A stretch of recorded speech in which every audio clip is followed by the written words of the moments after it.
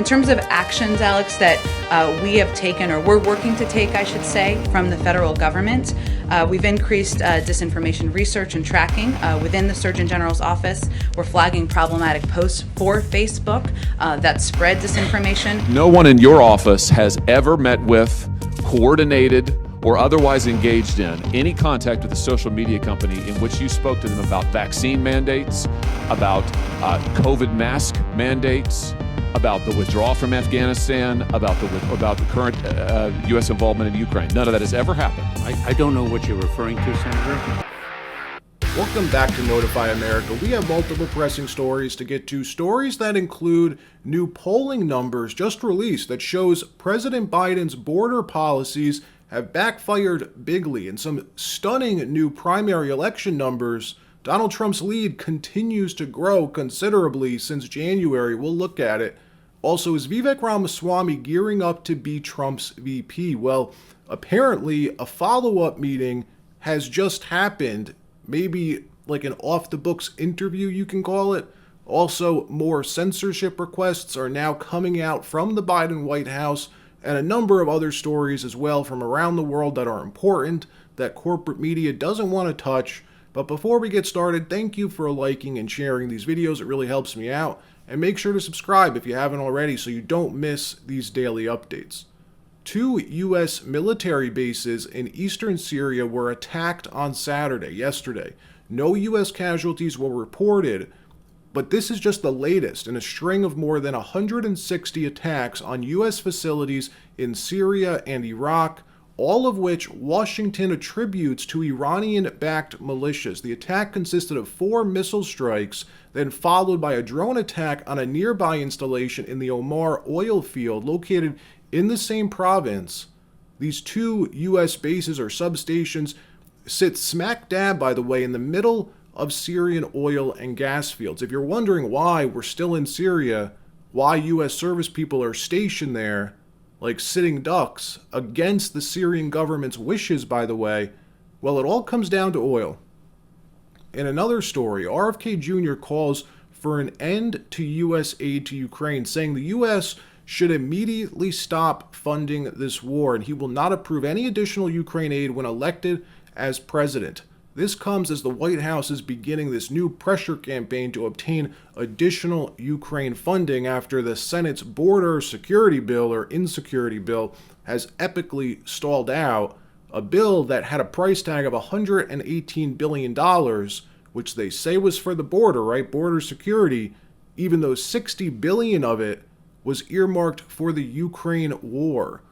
What RFK went on to explain it in this new video that he posted is how all of this is just a money grab, how the big U.S. military contractors want to keep this war going as it guarantees them a constant revenue stream. And it's also why they continue to lobby NATO to add new countries to their charter, as each time a new country enters NATO, that country has to conform its military purchases to meet NATO's weapon specifications. And guess which companies benefit from that? U.S. military contractors, Northrop Grumman, Lockheed, Raytheon, a few other U.S. military contractors as well. Watch this. Ukraine. The big military contractors want to add new countries to NATO all the time. Why? Because then that country has to conform its military purchases to NATO weapon specifications, which means certain companies, Northrop Grumman, Raytheon, General Dynamics, Boeing, and Lockheed, get a trapped market. In March of 2022, we committed $113 billion. Just to give you an example, we could have built a home for almost every homeless person in this country. We then committed another $24 billion since then, 2 months ago, and now President Biden's asking for another $60 billion. But the big expenses are going to come after the war, when we have to rebuild all the things that we destroyed. Mitch McConnell was asked, can we really afford to spend $113 billion to Ukraine? He said, don't worry. It's not really going to Ukraine. It's going to American defense manufacturers. In another story, the Democrat propaganda machine is in full swing.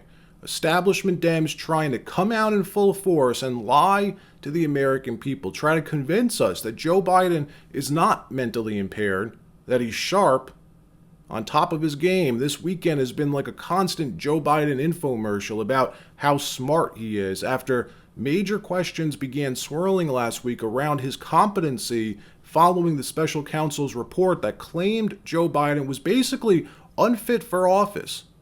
How his interview with the special counsel showed major memory recall issues. We spoke about this in the last few videos. Well, one of the most nauseating examples of this faux praise came from DHS Secretary Alejandro Mayorkas, the man who's responsible, by the way, for securing the southern border, the man who just barely survived impeachment after a few Republicans broke ranks.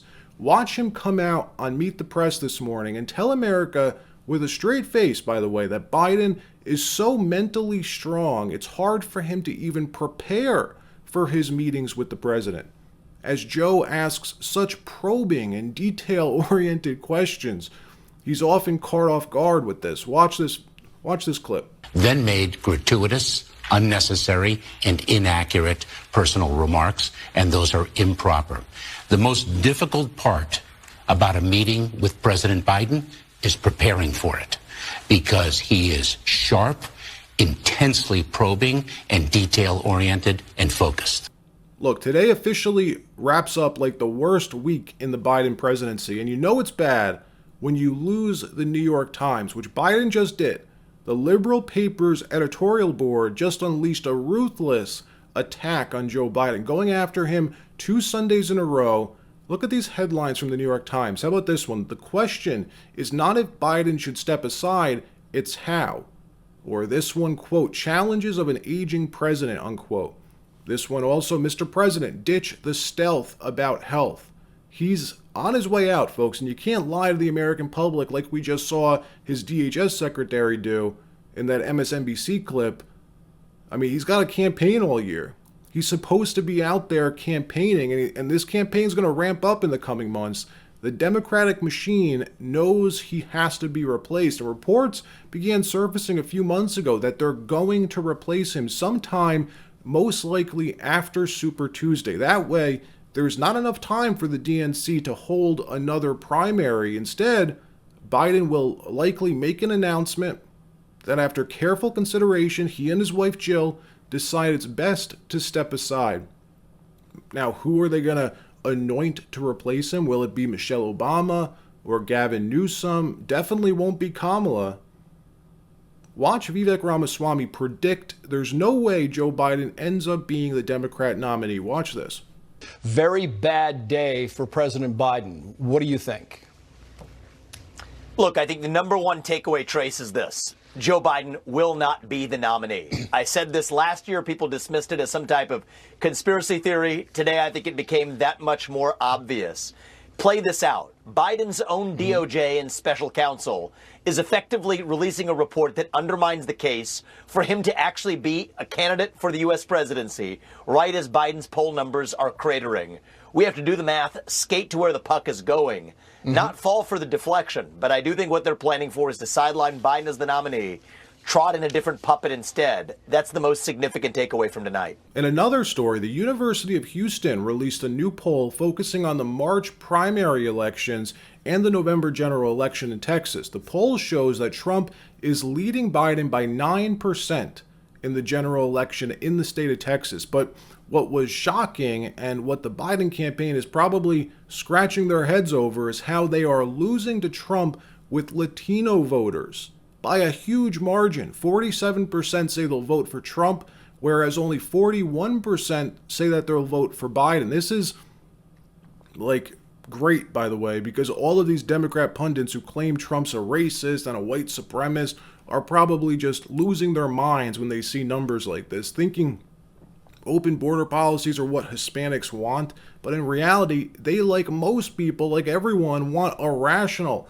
logical policy when it comes to immigration, not open borders, not chaos, not crime, and above all, want to feel safe. Well, with that being said, with Trump continuing to outperform President Biden in most recent polls, Trump's working in the background right now, deciding who he's going to elect or select as his VP. We heard him tell Bret Baier, for instance, on that Fox town hall last month that he's already decided who it's going to be, yet apparently he's still holding these off-the-books interviews with a few people, meeting with Tim Scott last week, and this weekend meeting with Vivek Ramaswamy at Mar-a-Lago. Watch as Trump and Melania walk into Mar-a-Lago in front of cameras with Vivek and his wife.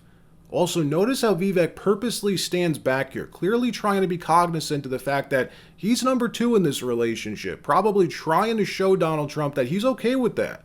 Something you gotta do. That's obviously a concern for Trump. The VP has to have a number of qualities, right? But one of them has to be a person who isn't too ambitious, that you got to worry about them usurping you in your own office. Now, I personally would love to see Vivek as VP or as chief of staff, maybe. I think he'd be one hell of a chief of staff. All right, that wraps up this episode. Like, subscribe, and we'll see you next time.